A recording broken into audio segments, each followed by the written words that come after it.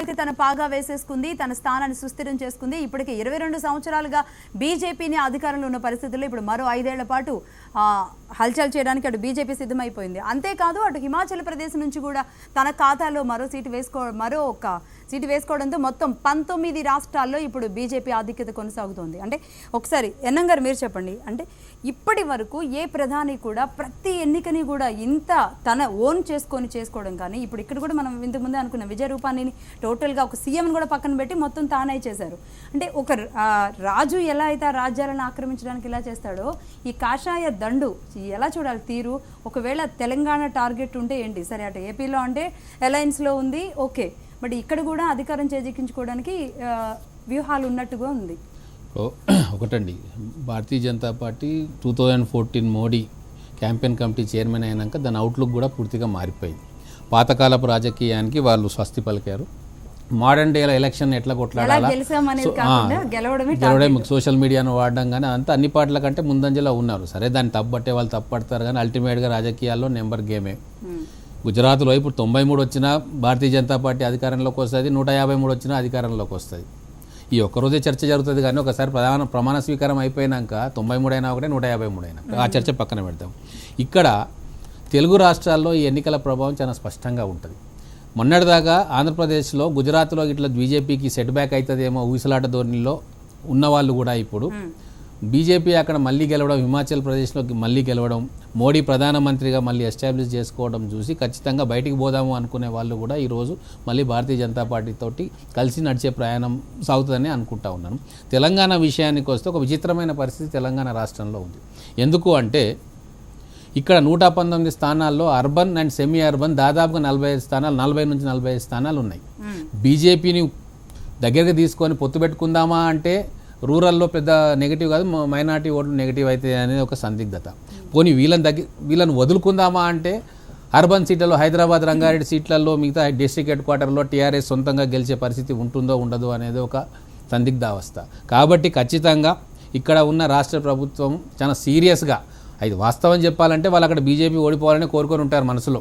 ఎందుకు అంటే ఒకసారి అక్కడ బీజేపీ ఓడిపోతే బార్గెనింగ్ పవర్ మాకు సెంటర్లో పెరుగుతుంది, ఇప్పుడు పట్టించుకోవట్లేదు మమ్మల్ని కేంద్రంలో, కాబట్టి ఆ ఆలోచన ఉండింది, ఆ సమాచారం కూడా మనకు అలాగే ఉండింది. బీజేపీ ఓడిపోతే కొద్దిగా హ్యాపీ ఫీల్ అయ్యేవారు. కానీ ఇప్పుడు నరేంద్ర మోడీ గారిని ధిక్కరించే పరిస్థితి లేదు, అట్లా అని చెప్పి ఆలింగనం చేసుకునే పరిస్థితి కూడా ఈ ప్రాంతంలో లేదు. కాబట్టి ఈ ఎలక్షన్లలో క్లిష్టమైన పరిస్థితి ఉన్నా వచ్చే కర్ణాటక ఎన్నికల్లో బీజేపీకి గెలిస్తే మాత్రం పరిస్థితి లేకపోయినా మీరు అన్నట్లుగా ఆలింగనాలు అయితే అది కూడా లేదు. అంటే ఆలోచన అయితే మొదలైంది. అయితే దీనికి ఇది సెమీఫైనల్. ఫైనల్ ఎప్పుడు అంటే కర్ణాటకలో ఇట్లా భారతీయ జనతా పార్టీ ఒకవేళ అధికారంలోకి వస్తే out of compulsion TRS party BJP వైపు పోయే ఒక మార్గం అయితే నాకు కనబడతా ఉంది. ఎందుకంటే యాంటీ బీజేపీ ఫోర్సెస్ అన్నీ కూడా కాంగ్రెస్ గొడుగు కింద చేరుతా ఉన్నాయి. కమ్యూనిస్టులు కూడా కాంగ్రెస్కి వస్తూ ఉన్నారు. ఇక్కడ ఉన్న తెలంగాణ వాదులు కూడా ఒక section of Telangana people Congress వైపు వెళ్తూ ఉన్నారు. ఇటువంటి పరిస్థితుల్లో నేను ఒంటరిగా పోటీ చేసి గెలుస్తానో గెలవను. ఇంకొక విషయం, భారతీయ జనతా పార్టీ అధికారంలో ఉన్న తర్వాత వచ్చే ఎలక్షన్ తెలంగాణ ఎలక్షన్ 2019లో ఖచ్చితంగా వాళ్ళ వ్యూహాలు కానీ గుజరాత్లో, ఉత్తరప్రదేశ్లో, హిమాచల్ ప్రదేశ్లో అవలంబించే వ్యూహాలు, వాళ్ళ ప్రభుత్వంలో ఉన్న వెసులుబాటు అంతా కూడా పెట్టుకొని ఇక్కడ కొత్త వలసలను తీసుకోవడం, నాయకులను తీసుకోవడం, ఇక్కడ పార్టీని బలోపేతం చేయడం బీజేపీ ఖచ్చితంగా చేస్తుంది. చేయమని అనుకోవడానికి వీల్లేదు. కాబట్టి ఇక్కడ ఒక త్రిముఖ పోటీ జరగబోతుంది. కాకపోతే అక్కడ ఒక సెంటిమెంట్ గుజరాత్ వాడినని, మీ వాడినని, అలాంటి సెంటిమెంట్ బాగా జనాల్లో అంటే చొచ్చింపజేశారు. అభివృద్ధిని అదేమో అధికారం కోసం చేశారు, ముఖ్యమంత్రి పదవి కోసం చేశారు. కానీ ఇక్కడ నీ సీట్లు ఒక 25 సీట్లు పెంచుకోగలిగితే భారతీయ జనతా పార్టీ ఇక్కడ హంగ్ అసెంబ్లీనేనా? ఇప్పుడు చాలా స్పష్టంగా కనబడేది ఏంటి అంటే భారతీయ జనతా పార్టీకి తెలంగాణ రాష్ట్రంలో 25 నుంచి 30 స్థానాలకి ఎట్టి గెలుచుకుంటే ఇక్కడ వచ్చేది హంగ్ అసెంబ్లీయే. అప్పుడు టీఆర్ఎస్ పార్టీకి 60 స్థానాలు ఎట్టి పరిస్థితుల్లో రావు. కాబట్టి రాబోయే రోజుల్లో ఇక్కడ ఉన్న అధికార పార్టీ కానీ ముఖ్యమంత్రి గారు కానీ ఏ రకంగా వ్యవహరిస్తారనేది చాలా డీప్గా అబ్జర్వ్ చేయాల్సిన అవసరం ఉంది. రఘునందన్ గారు కూడా ఉన్నారు ఇక్కడ.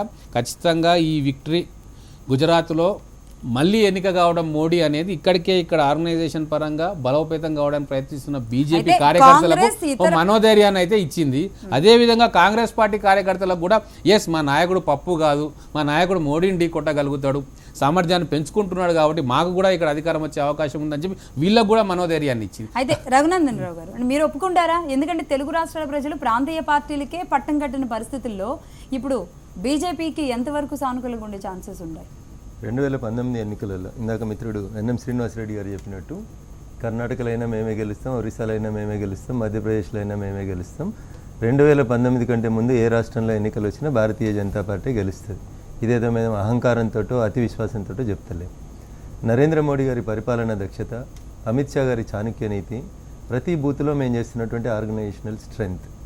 ఎప్పుడైతే బీహార్ ఎన్నికలలో భారతీయ జనతా పార్టీ ఒకవైపు, మిగతా రాజకీయ పార్టీలన్నీ ఒక గొడుగు కిందికి చేరి, కాంగ్రెస్ పార్టీ అవసరమైతే ఇతర ప్రాంతీయ పార్టీలకు తోక పార్టీగా మారి తనను తాను కుచించుకొని 20 సీట్లకే పరిమితమై పోటీ చేసి బీజేపీని నిలువరించాలని చేసినటువంటి ఎన్నికల ఫలితాలని మేము చాలా స్పష్టంగా విమర్శించుకున్న తర్వాత, విశ్లేషించుకున్న తర్వాత మాకు అర్థమైంది ఏంటంటే 2019 ఎన్నికలలో బీజేపీ ఒకవైపు మిగులుతుంది, మిగతా అన్ని పార్టీలు ఒక గొడుగు కిందికి పోతే కూడా 2019 ఎన్నికలలో రెండోసారి నరేంద్ర మోడీ గారి నాయకత్వంలో గెలవాలని, దానికి అవసరమైనటువంటి బూత్ లెవెల్ కమిటీల నిర్మాణం జరగాలనేది మేము చాలా స్పష్టంగా నిర్ణయించుకున్నాం. ఆ తర్వాత వచ్చినటువంటి ఉత్తరప్రదేశ్లో 1 సంవత్సరం పాటు కష్టపడి ప్రతి బూత్లో 10 మంది కార్యకర్తల్ని, ప్రతి 80-100 మంది ఓటర్లకు ఒక పన్నా ప్రముఖుని పెట్టుకొని ఉత్తరప్రదేశ్లో విజయాన్ని సాధించినాం.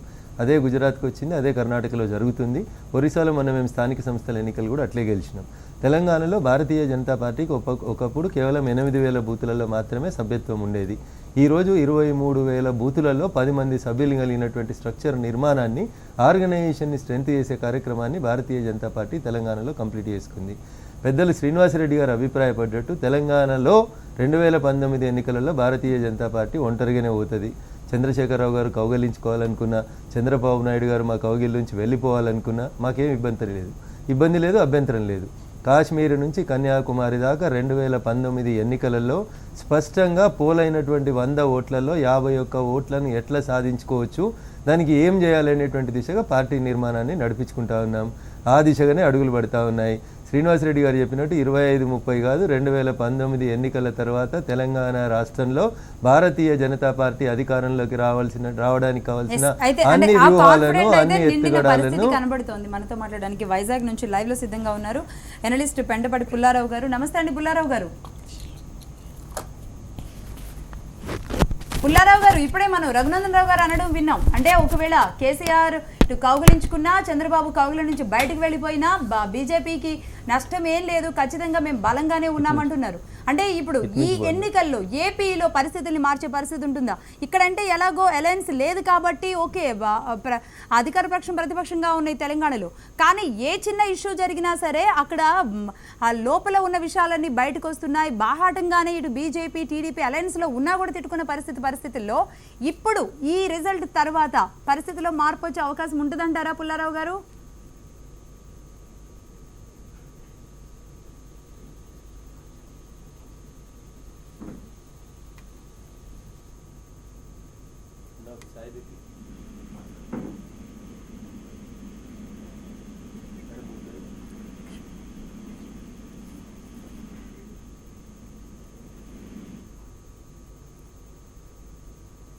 ఓకే అండి, మనకి అక్కడ నుంచి ఆడియో ప్రాబ్లం అవుతుంది. ఇంటెన్షనల్గా అన్నారా ఏదో ఫ్లోలో అనేసినారో నాకు తెలియదు, కానీ విజయ్ రూపానీ అని గుజరాత్ ముఖ్యమంత్రి గారిని పక్కన పెట్టి ప్రధానమంత్రి గారు ప్రచారం చేసిరనేది అవాస్తవం. విజయ్ రూపానీ గారు అడ్రస్ చేసే సభల్ని విజయ్ రూపానీ గారు అడ్రస్ చేసిరు, ప్రధానమంత్రి గారు అడ్రస్ చేసేటువంటి సభల్ని ప్రధానమంత్రి గారు అడ్రస్ చేసినారు. కానీ ముఖ్యమంత్రి, ప్రధానమంత్రి ఇద్దరు కలిసి ప్రచార సభలో పాల్గొన్నప్పటికీ కూడా ప్రధానమంత్రి అనేటువంటి స్థాయి పెద్దది కాబట్టి ఎక్స్పోజర్ అంతా ప్రధానమంత్రి గారికే ఇస్తారు. రెండో పదం వాడిరు మీరు, రాజు రాజ్యాలను ఏలుతున్నట్టు, దండు బయలుదేరినట్టు, కాషాయ దండు బయలుదేరుతుందని. ఇట్లాంటి పదాలు వినడానికి జనాలు మానసికంగా సిద్ధంగా లేరు. దయించి దయచేసి మీడియా మిత్రులు కూడా అట్లాంటి ప్రయోగాలు, పదాలు వాడొద్దని మేము సవినయంగా విజ్ఞప్తి చేస్తున్నాం. కాషాయ దళం లేదు, ఆక్రమణ లేదు, దురాక్రమణ లేదు. మేము చేస్తున్న మంచి పనులని జనాలకు చెప్పి ఓట్లేయండి అని అడుగుతున్నాం, అంత మాత్రమే. ఖచ్చితంగా ఒక రాజకీయ పార్టీకి ఎన్నికల్లో పోటీ చేస్తున్నప్పుడు గెలవాలనే కోరుకుంటాం, గెలిచడానికి ప్రయత్నం చేస్తాం. దాన్ని మీరు రాజ్యాల మీద దండయాత్రలు చేసినట్టు అనేటువంటి పదాలు ఉపయోగించడం అనేది కొంత బాధాకరం. దయించి అర్థం చేసుకుంటారనేది మా విజ్ఞప్తి. అంటే ఏదైనా ఇప్పుడు ఖచ్చితంగా నేను మళ్ళీ చెప్తా ఉన్నా మీకు, కాశ్మీర్ నుంచి కన్యాకుమారి వరకు దేశంలో ఉన్న 29 రాష్ట్రాల్లో భారతీయ జనతా పార్టీ ఒంటరిగానే బలపడాలనుకుంటుంది, ఒంటరిగానే అధికారంలోకి రావాలనుకుంటుంది. అది మా పార్టీ గోల్, మా పార్టీ లక్ష్యం. దాన్ని ఇంకెవరో తప్పు పట్టడానికి వీలు లేదు. ఎందుకంటే కాంగ్రెస్ ఏమో ఎన్నికలలో పోటీ చేయకుండా ఉండదు కదా, కమ్యూనిస్టులు ఏమో ఎన్నికలలో పోటీ చేయకుండా ఉండరు కదా, ఎవరైనా పోటీ చేస్తారు. ఎక్కడ అలయన్స్ ఉండే ఛాన్స్ ఉండదంటారా ఏ పార్టీతో కూడా? ఎన్నికలు అనేవి చాలా దూరంలో ఉన్నాయి లక్ష్మి గారు. ఆ రోజుకి ఆ రాష్ట్రాల్లో ఉన్నటువంటి రాజకీయ పరిస్థితులను బట్టి ఖచ్చితంగా నేను ఇందాకే చెప్పినాను. అయినప్పటికీ కూడా మాకు మిత్రులు ఉంటారు, ఉన్న వాళ్ళని బలోపేతం చేసుకుంటాం, కొత్త వాళ్ళని తెచ్చుకునే ప్రయత్నం చేస్తాం, లేని చోట ఒంటరిగానే పోటీ చేస్తాం. దానికి ఎక్కడ కూడా మేము వెరవం. మా అల్టిమేట్ గోల్ 151 ఓట్లు సంపాదించేందుకు ఆర్గనైజేషన్ స్ట్రెంత్ కోసం పనిచేస్తున్నాం. దాంట్లో భాగంగానే ఈరోజు బీజేపీ భారతదేశంలో కాదు ప్రపంచంలోనే ఎక్కువ మంది సభ్యత్వాన్ని కలిగినటువంటి రాజకీయ పార్టీగా ఎదిగింది. చైనాలో ఉన్నటువంటి రాజకీయ పార్టీల కంటే ఎక్కువ సభ్యత్వాన్ని పొంది 14 కోట్ల మందిని బీజేపీలో సభ్యులుగా చేర్పించుకున్నాం. మేము మా కుటుంబాన్ని విస్తరించుకునేటువంటి పనిలో మేము ఉన్నాం. దాన్ని మీరు దయచేసి దండయాత్రనో కాషాయ దండు బయలుదేరిందనో నరేంద్ర మోడీ గారు రాజుగారి లాగా రాజ్యాలని కబలిస్తున్నారు అని అనడం అయితే దయించి మీలాంటి పెద్దలకి సరే అండి. దానికి ఆల్టర్నేట్ గా పాగా వేయడం అందాము, గెలిచింది అందాం, విజయకేతనం అందాం. ఇప్పుడు ఎవరైనా ఎన్నికల్లో పోటీ చేస్తే లక్ష్మీ గారు ఎవరైనా ఎన్నికల్లో పోటీ చేసేది గెలవాలనే పోటీ చేస్తారు తల్లి, ఓడిపోవాలని ఎవరు పోటీ చేయరు. గెలవాలనే ప్రయత్నంలో మేము ప్రజల ముందు ఇప్పటి వరకు బీజేపీకి అంటే ఖచ్చితంగా ఒప్పుకోవాల్సిన విషయం కూడా ఇప్పటి వరకు బీజేపీకి దొరకన నేత ఇప్పుడు దొరికారు. దాన్ని మీరు దండయాత్ర అంటే ఒప్పుకోరు, విజయకేతనం అని అంటాము. Okay right. పుల్లారావు గారు ఉన్నారు లైన్లో. పుల్లారావు గారు చెప్పండి, అంటే ఇప్పుడు ఉన్న ఈ జోష్తో ఈ పుషప్తో ఒకవేళ ఇప్పుడు టీడీపీ బీజేపీ రెండు ఏపీలో అలయన్స్లో ఉన్నాయి కాబట్టి ఈ రిజల్ట్ తర్వాత అక్కడ ఏమైనా మార్పు వచ్చే పరిస్థితులు ఉన్నాయనుకుంటున్నారా మీరు? చాలా నమ్రతగా చాలా లౌక్యంగా చంద్రబాబు నాయుడు గారు మోడీ గారితో డీల్ చేస్తాడు. ఆయన గుజరాత్లో కనుక పొరపాటున మోడీ గారు ఓడిపోయి ఉంటే చాలా ట్రబుల్ చేద్దామని అందరికి తెలుసు. ఇప్పుడు ఏమిటంటే జాగ్రత్తగా ఉండాలి అని ఆయన ఏమి చక్కగా గొడవ పెట్టకుండా ఈ పెళ్లిని ముందలు తీసుకెళ్ళడానికి ప్రయత్నం చేస్తాడు. కానీ బీజేపీకి పై చేయి వచ్చినప్పుడు ఆంధ్రప్రదేశ్లో తెలంగాణ సంగతి ఎలా కూడా వాళ్ళకి ఇచ్చిన 11-12 సీట్లు మాకు 70 కావాలి 50 కావాలి అంటాం జరుగుతుంది. ఎంపీలను డిమాండ్ చేస్తారు, కొంచెం మర్యాదగా ఉండమని చెప్తారు.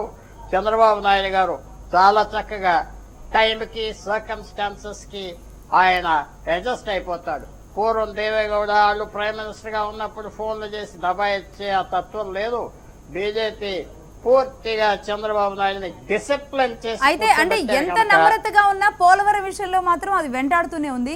అంతేకాదు ఒకవేళ అక్కడ టీడీపీకి ఉన్న పరిస్థితి పవన్ కళ్యాణ్ రూపంలో కూడా ఎఫెక్ట్ ఇచ్చే పరిస్థితి ఉంటుందా? అంటే ఇప్పుడు వీళ్ళ దోస్తీ ఇంకా మరింత పెరిగితే గనక మోడీ అండ్ పవన్.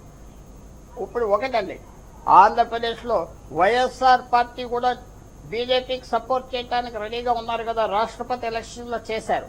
సో ఆంధ్రప్రదేశ్ వరకు కాంగ్రెస్ పార్టీ అనే పార్టీ లేదు కాబట్టి బీజేపీకి చక్కటి పరిస్థితి ఉన్నది. ఆంధ్రప్రదేశ్ వరకు ఇద్దరు మీతో ఉంటున్నారు కాబట్టి వాళ్ళు ఇష్టారాజ్యంగా ఆంధ్రప్రదేశ్ లో చేసుకోవచ్చు కాంగ్రెస్ పార్టీ. తెలంగాణలో ఇందాక చెప్పినట్టుగా టీఆర్ఎస్ నేను వదిలేస్తే మైనారిటీస్ కాంగ్రెస్కి వెళ్ళిపోతారు, ఇక్కడే ఉండి వాళ్ళని కట్టు పెట్టుకుంటారని చక్కగా చెప్పుకుంటారు. కాబట్టి నో గెయిన్ ఫర్ బీజేపీ. వాళ్ళ బలంతో ఏమన్నా 1 or 2 సీట్స్ తెచ్చుకుంటారా 10 తెచ్చుకుంటారా అది ఫ్యూచర్ చెప్పాలి. రైట్. పుల్లారావు గారు దీనికి సంబంధించిన చర్చను కొనసాగిద్దామండి. ఒక స్మాల్ బ్రేక్ తీసుకున్న తర్వాత మళ్ళీ మీ దగ్గరికి వస్తాను, మాట్లాడదాం. రైట్, ఇప్పుడు ఒక స్మాల్ బ్రేక్ తీసుకుందాం. Stay with us.